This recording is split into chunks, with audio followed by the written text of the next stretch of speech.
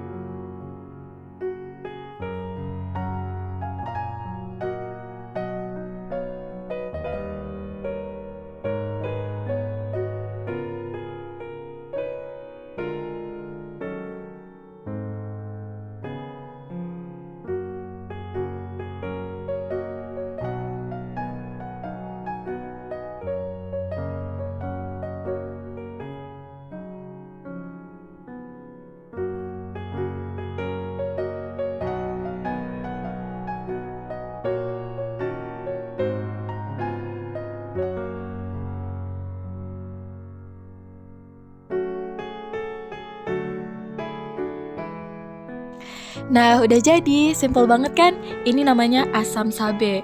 Asam sabe langsung dimakan sama nasi hangat, itu udah enak banget. Tapi kalau teman-teman mau makan dengan tempe atau telur, ini bisa jadi pendamping sih. Selamat mencoba. Jangan lupa like dan subscribe ya. Kalau ada hal yang ingin sampaikan, silahkan sampaikan kolom komentar. Terima kasih.